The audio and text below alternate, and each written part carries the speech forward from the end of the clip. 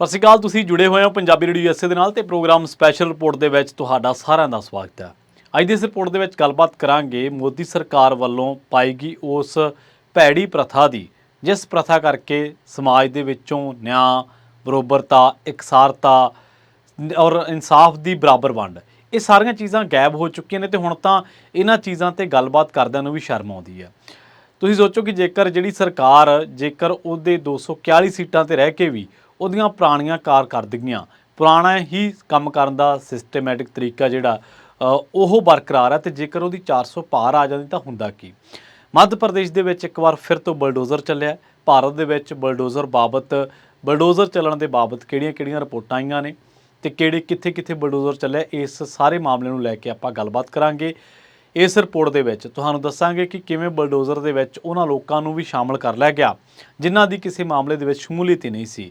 ਕਈ ਧਾਰਮਿਕ ਤਿਉਹਾਰਾਂ ਤੋਂ ਬਾਅਦ, ਕਈ ਥਾਵਾਂ ਤੇ ਮੌਬ ਲਿੰਚਿੰਗ ਤੋਂ ਬਾਅਦ, ਕਈ ਥਾਵਾਂ ਤੇ ਕੋਈ ਕਿਸੇ ਗੱਲ ਦੇ ਸ਼ੱਕ ਦੇ ਵਿੱਚ ਜਦੋਂ ਕੋਈ ਘਟਨਾ ਵਾਪਰੀ, ਜਦੋਂ ਕੋਈ ਬਹੁ ਗਿਣਤੀ ਤੇ ਘੱਟ ਗਿਣਤੀਆਂ ਦਾ ਆਪਸੀ ਟਕਰਾਅ ਹੋਇਆ ਤੇ ਉਸ ਤੋਂ ਬਾਅਦ ਬਲਡੋਜ਼ਰ ਚੱਲਿਆ। ਇਹ ਬਲਡੋਜ਼ਰ ਇਕੱਲਾ ਮੱਧ ਪ੍ਰਦੇਸ਼ ਨਹੀਂ, ਇਹ ਦਿੱਲੀ ਦੇ ਵਿੱਚ ਵੀ ਚੱਲਿਆ, ਇਹ ਉੱਤਰ ਪ੍ਰਦੇਸ਼ ਦੇ ਵਿੱਚ ਵੀ ਚੱਲਿਆ, ਇਹ ਮਹਾਰਾਸ਼ਟਰ ਦੇ ਵਿੱਚ ਵੀ ਚੱਲਿਆ, ਅਸਾਮ ਦੇ ਵਿੱਚ ਵੀ ਚੱਲਿਆ ਤੇ ਹਰਿਆਣੇ ਦੇ ਵਿੱਚ ਵੀ ਚੱਲਿਆ। ਕਦੋਂ ਚੱਲਿਆ ਇਹਦੇ ਬਾਰੇ ਆਪਾਂ ਗੱਲਬਾਤ ਕਰਦੇ ਹਾਂ। ਤੇ ਇਹ ਜਿਹੜੀਆਂ ਚੀਜ਼ਾਂ ਨੇ ਇਹ ਸਮਾਜ ਦੇ ਵਿੱਚੋਂ ਕਿਸੇ ਵੀ ਤਰੀਕੇ ਨਾਲ ਜਾਇਜ਼ ਨਹੀਂ। ਹਾਂ, ਹੋ ਸਕਦਾ ਉਹਨਾਂ ਦੇ ਜਿਹੜਾ ਇੱਕ ਏਜੰਡਾ ਹੈ ਕਿ ਅਸੀਂ ਇਸ ਤਰੀਕੇ ਦਾ ਰਾਜ ਕਰਨਾ, ਅਸੀਂ ਇਸ ਤਰੀਕੇ ਨਾਲ ਘੱਟ ਗਿਣਤੀਆਂ ਨੂੰ ਦਬਾਉਣਾ ਹੈ, ਜਾਂ ਅਸੀਂ ਇਸ ਤਰੀਕੇ ਦੀ ਸਰਕਾਰ ਚਾਹੁੰਦੇ ਹਾਂ, ਉਹਨੂੰ ਤਾਂ ਹੋ ਸਕਦਾ ਉਹ ਟੋ ਕਰਦਾ ਹੋਵੇ ਜਾਂ ਉਹਨੂੰ ਅੱਗੇ ਲਿਜਾਂਦਾ ਹੋਵੇ, ਕੰਟੀਨਿਊ ਕਰਦਾ ਹੋਵੇ, ਪਰ ਇਹ ਬਰਾਬਰਤਾ ਦਾ ਜਿਹੜਾ ਸਮਾਜ ਆ ਉਹਦੇ ਲਈ ਕਦੇ ਵੀ ਚੰਗਾ ਨਹੀਂ ਗਾ। ਤੇ ਇਹ ਜਿਹੜੀ ਗੱਲ ਆ ਉਹ ਇਕੱਲੇ ਇਹ ਨਹੀਂ ਹੁੰਦਾ, ਕਈ ਗੱਲਾਂ ਘੱਟ ਗਿਣਤੀਆਂ ਲਈ ਖਤਰਨਾਕ ਨਹੀਂ ਹੁੰਦੀਆਂ, ਕਈ ਗੱਲਾਂ ਸਾਰਿਆਂ ਲਈ ਖਤਰਨਾਕ ਹੁੰਦੀਆਂ, ਕਈ ਗੱਲਾਂ ਮਨੁੱਖਤਾ ਦੇ ਲਈ ਖਤਰਨਾਕ ਹੁੰਦੀਆਂ। ਔਰ ਫਿਰਕਾ ਪ੍ਰਸਤੀ ਨੇ ਕਦੇ ਵੀ ਮਨੁੱਖਤਾ ਜਾਂ ਕਿਸੇ ਵੀ ਫਿਰਕੇ ਦਾ, ਚਾਹੇ ਉਹ ਵੱਧ ਗਿਣਤੀ, ਚਾਹੇ ਉਹ ਕਿਸੇ ਵੀ ਗਿਣਤੀ ਦੇ ਵਿੱਚ, ਉਹਦਾ ਕਦੇ ਭਲਾ ਨਹੀਂ ਕੀਤਾ। ਖੈਰ, ਮੱਧ ਪ੍ਰਦੇਸ਼ ਦੇ ਮੰਡਲਾ ਜ਼ਿਲ੍ਹੇ ਹੈੱਡਕੁਆਟਰ ਤੋਂ ਭੈਂਸਵਾਹੀ ਇੱਕ ਇਲਾਕਾ ਜਿੱਥੇ 45 ਕਿਲੋਮੀਟਰ ਦੂਰ ਇੱਥੇ 30 ਘਰ ਸੀਗੇ ਜਿਹੜੇ 30 ਦੇ 30 ਖੰਡਰ ਬਣਾ ਦਿੱਤੇ ਗਏ। ਇਹਨਾਂ ਜਿਹੜੇ ਘਰਾਂ ਦੇ ਵਿੱਚ ਬਲਡੋਜ਼ਰ ਚੱਲਿਆ। ਇੱਕ ਥਾਂ ਤਾਂ ਇੱਕ ਅਜਿਹੇ ਬੰਦੇ ਦਾ ਘਰ ਢਾਹ ਦਿੱਤਾ ਗਿਆ ਜਿਹੜਾ ਬੰਦਾ ਬਾਅਦ ਦੇ ਵਿੱਚ ਪ੍ਰੈਸ ਦੇ ਮੂਹਰੇ ਆ ਕੇ ਕਹਿੰਦਾ ਕਿ ਮੇਰਾ ਹੱਥ ਕੱਟਿਆ ਗਿਆ, ਮੇਰਾ ਹੱਥ ਕੱਟਿਆ ਹੋਇਆ, ਦੋਨੇ ਬਾਹਾਂ ਉਹਦੀਆਂ ਠੀਕ ਨਹੀਂ ਗੀਆਂ। ਉਹ ਕਹਿੰਦਾ ਮੈਂ ਤਾਂ ਚਾਹ ਨਹੀਂ ਪੀ ਸਕਦਾ ਤੇ ਤੁਹਾਨੂੰ ਲੱਗਦਾ ਮੈਂ ਪੱਥਰ ਚਲਾ ਕੇ ਮਾਰਿਆ ਹੋਣਾ ਵਾ। ਉਹ ਇਸ ਤਰ੍ਹਾਂ ਦੀ ਬੇਬਸੀ ਬਹੁਤ ਸਾਰੀਆਂ ਚੀਜ਼ਾਂ ਨੂੰ ਜਨਮ ਦਿੰਦੀ ਹੈ। ਤੇ ਇਹ ਇਕੱਲਾ ਇਹ ਨਹੀਂ ਗਾ, ਕਈ ਵਾਰੀ ਇਹ ਜਿਹੜੇ ਮੁਸਲਮਾਨ ਭਾਈਚਾਰਾ ਉਹਨਾਂ ਦੀਆਂ ਦੁਕਾਨਾਂ ਤੋਂ ਫਲ ਸਬਜ਼ੀਆਂ ਨਾ ਲੈਣ, ਸ਼ੋਭਾ ਯਾਤਰਾਵਾਂ ਕੱਢ ਕੇ ਉੱਥੋਂ ਉਹ ਘੱਟ ਗਿਣਤੀ ਦੇ ਮੁਹੱਲਿਆਂ ਦੇ ਵਿੱਚੋਂ ਭੜਕਾਊ ਨਾਅਰੇ ਲਾ ਕੇ, ਮਸਜਿਦਾਂ ਅੱਗੇ ਡੀਜੇ ਲਾ ਕੇ ਜਾਂ ਹੋਰ ਇਸ ਤਰ੍ਹਾਂ ਦੇ ਨਾਲ ਕਈ ਥਾਵਾਂ 'ਤੇ ਉਹਨਾਂ ਨੂੰ ਉਕਸਾਇਆ ਗਿਆ, ਤੇ ਜਿਹਦੇ ਨਾਲ ਬਾਅਦ ਦੇ ਵਿੱਚ ਕੋਈ ਟਸਲ ਹੋਈ ਦੋਵਾਂ ਭਾਈਚਾਰਿਆਂ ਦੇ ਦਰਮਿਆਨ। ਤੇ ਉਸ ਟਸਲ ਤੋਂ ਬਾਅਦ ਫਿਰ ਘੱਟ ਗਿਣਤੀ ਦੇ ਘਰਾਂ, ਦੁਕਾਨਾਂ, ਕਾਰੋਬਾਰਾਂ, ਉਹਨਾਂ ਦੇ ਮੁਹੱਲਿਆਂ ਦੇ ਵਿੱਚ ਬਲਡੋਜ਼ਰ ਚਲਾ ਦਿੱਤਾ ਗਿਆ, ਜਿਹੜਾ ਕਿ ਕਿਸੇ ਵੀ ਤਰੀਕੇ ਨਾਲ ਤਰਕ ਸੰਗਤ ਨਹੀਂ ਹੈ। ਬਲਡੋਜ਼ਰ ਜੇ ਤੁਸੀਂ ਰੱਖਣੇ ਆ ਤਾਂ ਫਿਰ ਅਦਾਲਤਾਂ ਨੂੰ ਲਾ ਦਿਓ ਕੁੰਡੇ, ਫਿਰ ਪੁਲਿਸ ਨੂੰ ਵੀ ਕਹਿ ਦਿਓ ਕਿ ਭਾਈ ਤੁਸੀਂ ਆਪਦੀ ਤਹਿਕੀਕਾਤ, ਆਪਦੀ ਜਾਂਚ ਨਾ ਕਰੋ। ਫਿਰ ਤੁਸੀਂ ਇੱਕ ਕੋਈ ਬਲਡੋਜ਼ਰ ਚਲਾਉਣ ਵਾਲਾ ਭਾਈ ਬੁਲਾ ਲਿਆ ਕਰੋ ਅਤੇ ਇੱਕ ਇੱਥੋਂ ਕੋਈ ਲੀਡਰ ਬੁਲਾ ਲਿਆ ਕਰੋ, ਬਹੁ ਗਿਣਤੀ ਤੁਹਾਨੂੰ ਪੁੱਛ ਲਿਆ ਕਰੋ, ਨਿਸ਼ਾਨਦੇਹੀ ਕਰਾ ਲਿਆ ਕਰੋ ਕਿ ਕਿਹਦੇ ਘਰਾਂ 'ਤੇ ਕਿਹਦੇ ਦੁਕਾਨਾਂ 'ਤੇ ਬਲਡੋਜ਼ਰ ਚਲਾਉਣਾ। ਖੈਰ, ਇੱਥੇ ਕਹਿੰਦੇ ਕਿ ਜਿਹੜਾ ਇਹ ਖੰਡਰ ਬਣ ਚੁੱਕਿਆ ਇਲਾਕਾ ਮੱਧ ਪ੍ਰਦੇਸ਼ ਦੇ ਮੰਡਲਾ ਜ਼ਿਲ੍ਹਾ ਹੈੱਡਕੁਆਟਰ ਤੋਂ ਭੈਂਸਵਾਹੀ ਦਾ ਇਲਾਕਾ, ਈਦਗਾਹ ਟੋਲਾ ਵੀ ਇਹਨੂੰ ਕਹਿੰਦੇ ਆ, ਜਿੱਥੇ 30 ਘਰ ਹੁੰਦੇ ਸੀਗੇ। ਥਾਂ ਮਲਬੇ ਦੇ ਢੇਰ ਪਏ ਸੀ, ਟੁੱਟੀਆਂ ਕੰਧਾਂ, ਅਤੇ ਇਸ ਮਲਬੇ ਦੇ ਵਿੱਚ ਆਪਣੀਆਂ ਟੁੱਟੀਆਂ ਅਤੇ ਗਵਾਚੀਆਂ ਚੀਜ਼ਾਂ ਤਲਾਸ਼ ਦੇ ਬੱਚੇ ਸੀਗੇ। ਬੱਚੇ ਆਪਣੇ ਖਿਡੌਣੇ ਲੱਭ ਰਹੇ ਸੀ ਅਤੇ ਔਰਤਾਂ ਕੀਮਤੀ ਸਮਾਨ ਜੋ ਮਲਬੇ ਦੇ ਵਿੱਚ ਰੱਖਿਆ ਗਿਆ ਸੀ। ਰੌਸ਼ਨੀ ਜਿਹੜੀ ਆ ਬੀਬੀ, ਕਿਸੇ ਦਾ ਕਾਲਪਨਿਕ ਨਾਮ ਆ, ਉਹ ਕਹਿੰਦੇ ਕਿ ਕਿਸੇ ਹੋਰ ਦੇ ਕੀਤੇ ਗੁਨਾਹ ਦੀ ਸਜ਼ਾ ਕਿਸੇ ਹੋਰ ਨੂੰ ਦਿੱਤੀ ਜਾ ਰਹੀ ਹੈ। ਸਾਡੇ ਘਰੋਂ ਕੁਝ ਨਹੀਂ ਮਿਲਿਆ ਪਰ ਸਾਡਾ ਘਰ ਅਚਾਨਕ ਤੋੜ ਦਿੱਤਾ ਗਿਆ। ਘੱਟੋ ਘੱਟ ਸਾਨੂੰ ਸਾਵਧਾਨ ਤਾਂ ਕਰ ਦਿੰਦੇ, ਸਾਨੂੰ ਦੱਸ ਤਾਂ ਦਿੰਦੇ ਕਿ ਅੱਜ ਹੱਥ ਨੇ ਤੁਹਾਡਾ ਘਰ ਨਹੀਂ ਬਚਣਾ, ਤੁਹਾਡੇ ਸਿਰ 'ਤੇ ਛੱਤ ਨਹੀਂ ਬਚਣੀ, ਤੁਹਾਡੇ ਬੱਚਿਆਂ ਲਈ ਖਾਣ ਲਈ ਕੁਝ ਛੱਡਣਾ ਨਹੀਂ ਗਾ। ਅਸੀਂ ਖਾਣ ਪੀਣ ਦਾ ਸਮਾਨ ਤਾਂ ਕੱਢ ਲੈਂਦੇ। 4 ਦਿਨ ਹੋ ਗਏ, ਕਹਿੰਦੇ ਇੱਕ ਦਾਣਾ ਨਹੀਂ ਖਾ ਕੇ ਦੇਖਿਆ, ਸਾਡੇ ਬੱਚੇ ਭੁੱਖੇ ਆ, ਸਾਡੇ ਬੰਦੇ ਕਿੱਥੇ ਚਲੇ ਗਏ, ਸਾਨੂੰ ਪਤਾ ਕੁਛ ਨਹੀਂ ਗਾ। ਹੁਣ ਅਸੀਂ ਕਿੱਥੇ ਜਾਈਏ, ਕਿਹਨੂੰ ਕਹੀਏ, ਕਿਹਦੇ ਕੋਲੇ ਜਾ ਕੇ ਵਿਥਿਆ ਰਹੀਏ। ਹੋਇਆ ਕੀ ਇਹਨਾਂ ਇਲਾਕਿਆਂ ਦੇ ਵਿੱਚ, ਬਲਡੋਜ਼ਰ ਚੱਲਿਆ ਕਿਉਂ? ਇੱਥੇ ਕਈ ਬੰਦਿਆਂ ਦੇ ਉੱਤੇ ਗਊ ਤਸਕਰੀ ਦਾ ਸ਼ੱਕ ਸੀਗਾ ਔਰ ਉਹਨਾਂ ਬੰਦਿਆਂ ਦੇ ਉੱਤੇ ਰੇਡਾਂ ਮਾਰੀਆਂ ਗਈਆਂ। ਉੱਥੋਂ ਕੁਛ ਇਸ ਤਰ੍ਹਾਂ ਦਾ ਵੀ ਮਿਲਿਆ ਜਿਹਦੇ ਬਾਰੇ ਕਿਹਾ ਜਾਂਦਾ ਕਿ ਇਸ ਤੋਂ ਧਾਰਮਿਕ ਭਾਵਨਾਵਾਂ ਵੀ ਭੜਕ ਸਕਦੀਆਂ। ਸੋ ਪੁਲਿਸ ਨੇ ਉਹ ਬੰਦੇ ਚੱਕ ਲਏ। ਬਾਅਦ ਦੇ ਵਿੱਚ ਉਹ ਜਿੱਥੇ ਰਹਿ ਰਹੇ ਸੀਗੇ ਉਸ ਸਾਰੇ ਇਲਾਕੇ ਨੂੰ ਢਾਹ ਦਿੱਤਾ ਗਿਆ। ਜਿਹੜੇ ਕਾਨੂੰਨ ਦੇ ਮਾਹਰ ਨੇ ਉਹ ਕਹਿੰਦੇ ਨੇ ਕਿ ਜਿਹੜਾ ਕੋਈ ਬੰਦਾ ਕ੍ਰਾਈਮ ਕਰਦਾ ਹੈ, ਚਾਹੇ ਉਹ ਕਿਸੇ ਵੀ ਕ੍ਰਾਈਮ ਦੇ ਵਿੱਚ ਹੈ, ਚਾਹੇ ਉਹ ਕਿਸੇ ਬੰਦੇ ਦੀ ਤਸਕਰੀ ਦੇ ਮਾਮਲੇ ਦੇ ਵਿੱਚ ਹੈ, ਚਾਹੇ ਉਹ ਨਸ਼ਾ ਤਸਕਰੀ ਦੇ ਮਾਮਲੇ ਦੇ ਵਿੱਚ ਹੈ, ਚਾਹੇ ਉਹ ਕਿਸੇ ਪਸ਼ੂ ਦੀ ਤਸਕਰੀ ਦੇ ਮਾਮਲੇ ਦੇ ਵਿੱਚ ਹੈ, ਉਹਨੂੰ ਗ੍ਰਿਫਤਾਰ ਕਰਕੇ ਉਹਨੂੰ ਸਜ਼ਾ ਮਿਲਣੀ ਚਾਹੀਦੀ ਹੈ। ਪਰ ਉਹਦੇ ਨਾਲ 50-60 ਜਣਿਆਂ ਨੇ ਹੋਰ ਕਿਹੜਾ ਗੁਨਾਹ ਕੀਤਾ। ਇੱਥੇ ਤੁਹਾਨੂੰ ਯਾਦ ਹੋਣਾ ਮੱਧ ਪ੍ਰਦੇਸ਼ ਦੇ ਵਿੱਚ ਇੱਕ ਆਦੀਵਾਸੀ ਜਿਹੜਾ ਇੱਕ ਨੌਜਵਾਨ ਆਉਂਦਾ ਸੀ, ਉਸ ਭਾਈਚਾਰੇ ਤੋਂ ਕਹਿ ਦਿੰਦੇ ਆਪਾਂ, ਉਹਦੇ ਸਿਰ ਦੇ ਉੱਤੇ ਪਿਸ਼ਾਬ ਕਰ ਦਿੱਤਾ ਗਿਆ ਕਿਸੇ ਬੀਜੇਪੀ ਲੀਡਰ ਵੱਲੋਂ।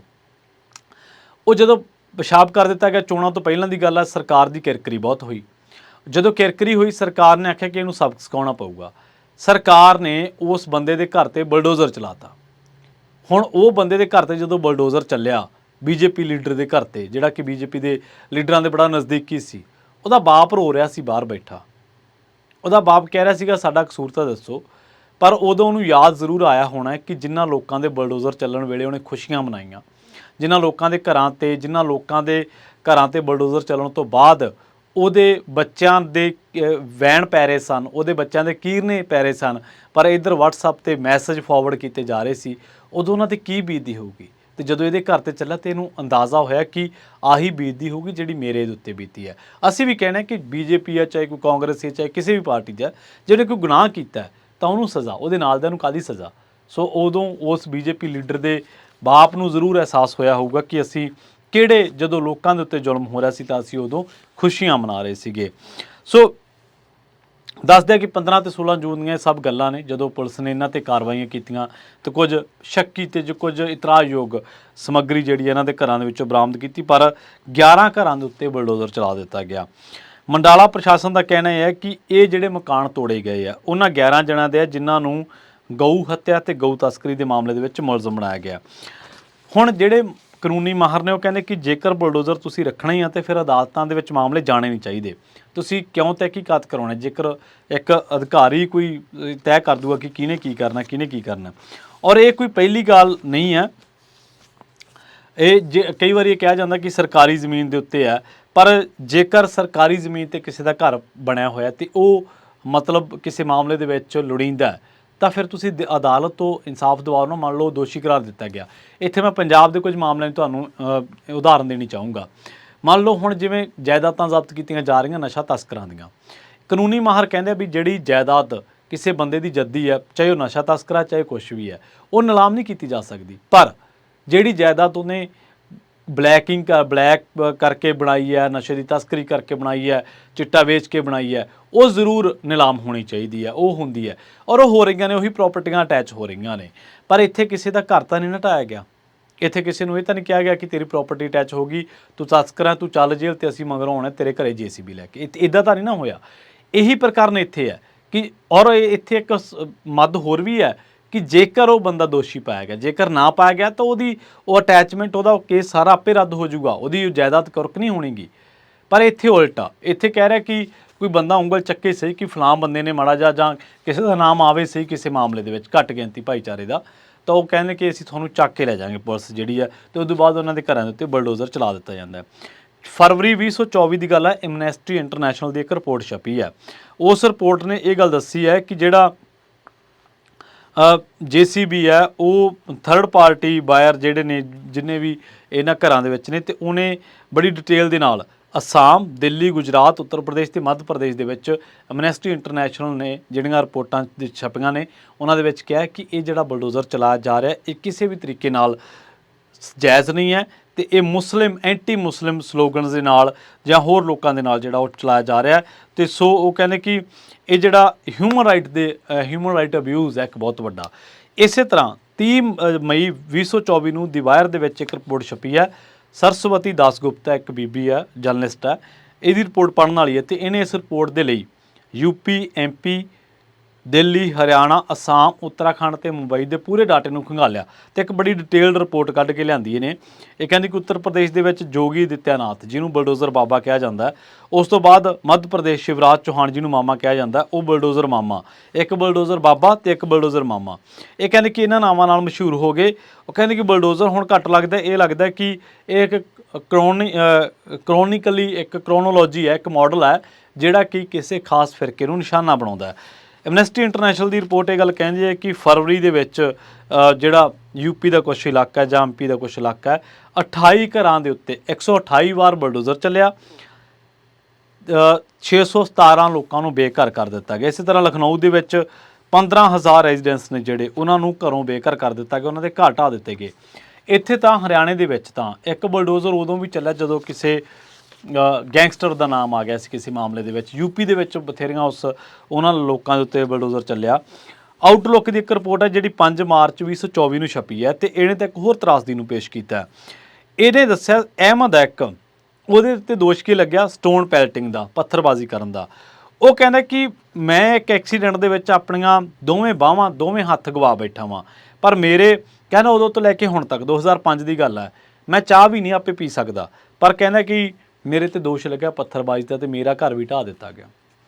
ਇਸੇ ਤਰ੍ਹਾਂ NDTV ਦੀ ਇੱਕ ਰਿਪੋਰਟ ਹੈ ਜਨਵਰੀ 23, 2024 ਦੇ ਵਿੱਚ ਛਪੀ ਹੈ। ਬਲਡੋਜ਼ਰ ਐਕਸ਼ਨ ਇਨ ਮੁੰਬਈ ਵੇਅਰ ਕਲੈਸ਼ਿਸ ਟੁੱਕ place after Ram temple rally. Ram temple rally ਕੋਈ ਕੱਢੀ ਗਈ ਸੀ ਯਾਤਰਾ, ਤੇ ਉਸ ਤੋਂ ਬਾਅਦ ਕਲੈਸ਼ਿਸ ਹੋਏ ਸਨ, ਤੇ ਉਸ ਤੋਂ ਬਾਅਦ 15 ਦੁਕਾਨਾਂ ਨੂੰ ਢਾਹ ਦਿੱਤਾ ਗਿਆ। ਦਿੱਲੀ ਦੇ ਵਿੱਚ ਜਦੋਂ ਹਿੰਸਾ ਹੋਈ ਸੀਗੀ, ਦਿੱਲੀ ਹਿੰਸਾ ਇੱਕ ਧਾਰਮਿਕ ਤਿਉਹਾਰ ਤੋਂ ਬਾਅਦ ਕਹਿ ਦਿੰਦੇ ਆਪਾਂ, ਉਸ ਤੋਂ ਬਾਅਦ ਇੱਕ ਅਜਿਹੇ ਸ਼ਖਸ ਦਾ ਜਿਹੜਾ ਆਸ਼ੀਆਨਾ ਢਾਹ ਦਿੱਤਾ ਗਿਆ ਜਿਹਨੇ ਬੜੀ ਮੁਸ਼ਕਿਲ ਦੇ ਨਾਲ ਬਣਾਇਆ ਸੀਗਾ, ਤੇ ਉਹ ਸਬਜ਼ੀ ਦੀ ਰੇਹੜੀ ਲਾਉਂਦਾ ਸੀਗਾ। ਜਦੋਂ ਉਹ ਘਰੇ ਗਿਆ ਸ਼ਾਮ ਨੂੰ ਤਾਂ ਉਹ ਜਿਹੜਾ ਘਰ-ਬਾਰ ਸੀ, ਮਾੜਾ ਮੋਟਾ ਇੱਕ ਕਮਰਾ ਸੀ, ਦੂਜਾ ਝੁੱਗੀ ਝੌਂਪੜੀ ਸੀ, ਉਹ ਸਾਰਾ ਢਾਹ ਦਿੱਤਾ ਗਿਆ। ਉਹ ਕਹਿੰਦਾ ਹੁਣ ਤਾਂ ਮੈਂ ਇੰਨਾ ਬਜ਼ੁਰਗ ਹੋ ਗਿਆ ਕਿ ਮੈਥੋਂ ਨਵਾਂ ਬਣਾਇਆ ਤੱਕ ਨਹੀਂ ਜਾਣਾ। ਆ ਜਿਹੜੇ ਹੁਣ ਮੱਧ ਪ੍ਰਦੇਸ਼ ਦੇ ਵਿੱਚ 3 ਘਰ ਢਾਏ ਆ, ਇਹ ਘਰ 11 ਮਾਫ ਕਰਨਾ, ਇਹਨਾਂ ਘਰਾਂ ਦੇ ਵਿੱਚ 3 ਘਰ ਅਜਿਹੇ ਆ ਜਿਹੜੇ ਪ੍ਰਧਾਨ ਮੰਤਰੀ ਆਵਾਸ ਯੋਜਨਾ ਦੇ ਮੁਤਾਬਕ ਬਣੇ ਆ। ਸੋ ਮਤਲਬ ਕਿ ਜ਼ਿਆਦਾ ਬਣਾਉਣ ਵੇਲੇ ਕਹਿ ਦਿੰਦੇ, ਹੁਣ ਜਿਵੇਂ ਅਧਿਕਾਰੀ ਕਹਿੰਦੇ ਕਿ ਜੀ ਇਲੀਗਲ ਨੇ, ਨਜਾਇਜ਼ ਨੇ, ਤੇ ਹੁਣ ਜਿਹੜੀ ਕਾਰਵਾਈ ਹੋ ਰਹੀ ਹੈ ਇਲੀਗਲ ਕਹਿ ਕੇ, ਤੇ ਫਿਰ ਇਹਦਾ ਮਤਲਬ ਪ੍ਰਧਾਨ ਮੰਤਰੀ ਸਕੀਮਾਂ ਦੇ ਤਹਿਤ ਵੀ ਤੁਸੀਂ ਇਲੀਗਲ ਮਕਾਨ ਬਣਾਈ ਜਾਂਦੇ ਆ, ਤਾਂ ਤੁਸੀਂ ਛੱਡਿਆ ਕਿਹੜਾ।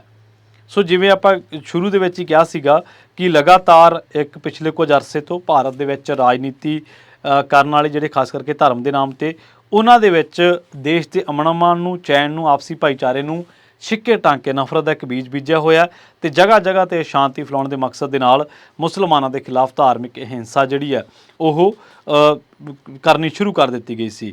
ਕਦੇ ਲਵ ਜਿਹਾਦ ਦੇ ਨਾਮ 'ਤੇ, ਕਦੇ ਹਿਜਾਬ ਨੂੰ ਲੈ ਕੇ, ਕਦੇ ਅਜ਼ਾਨ ਨੂੰ ਲੈ ਕੇ, ਕਦੇ ਮੁਸਲਮਾਨਾਂ ਉੱਤੇ ਕੀਤੇ ਗਏ ਹਮਲੇ, ਮੱਧ ਪ੍ਰਦੇਸ਼ ਦੇ ਵਿੱਚ ਕਿਸੇ ਤਰੀਕੇ ਦੇ ਨਾਲ ਹਮਲੇ ਕੀਤੇ ਗਏ, ਰਾਜਸਥਾਨ ਦੇ ਵਿੱਚ, ਦਿੱਲੀ ਦੇ ਵਿੱਚ ਟਾਰਗੇਟ ਕਰਕੇ। ਸੋ ਜਿੱਥੇ ਕਿਤੇ ਵੀ ਦਾ ਚੱਲਿਆ, ਪੰਜਾਬ ਭਾਰਤ ਦੇ ਤਕਰੀਬਨ ਨਾਰਥ ਤੋਂ ਲੈ ਕੇ ਪੂਰੇ ਮੱਧ ਭਾਰਤ ਤੱਕ ਤਕਰੀਬਨ 10 ਸੂਬੇ ਅਜਿਹੇ ਨੇ ਜਿੱਥੇ ਘੱਟ ਗਿਣਤੀਆਂ ਦੇ ਘਰਾਂ ਨੂੰ ਵਾਰ-ਵਾਰ ਬਲਡੋਜ਼ਰ ਦੇ ਨਾਲ ਨਿਸ਼ਾਨਾ ਬਣਾਇਆ ਗਿਆ। ਬਹੁਤ ਲੋਕ ਬਲਡੋਜ਼ਰ ਨੂੰ ਜਸਟੀਫਾਈ ਕਰਦੇ ਆ, ਬਲਡੋਜ਼ਰ ਨੂੰ ਇਹ ਕਹਿੰਦੇ ਕਿ ਬਲਡੋਜ਼ਰ ਦਾ ਨਾਂ ਜਾਇਜ਼ ਹੈ, ਪਰ ਬਲਡੋਜ਼ਰ ਦਾ ਨਾਂ ਕਿਸੇ ਵੀ ਤਰੀਕੇ ਨਾਲ ਜਾਇਜ਼ ਨਹੀਂ ਕਿਹਾ ਜਾ ਸਕਦਾ, ਕਿਉਂਕਿ ਇਹ ਇੱਕ ਵਧੀਕੀ ਹੈ ਘੱਟ ਗਿਣਤੀ ਭਾਈਚਾਰੇ ਦੇ ਖਿਲਾਫ।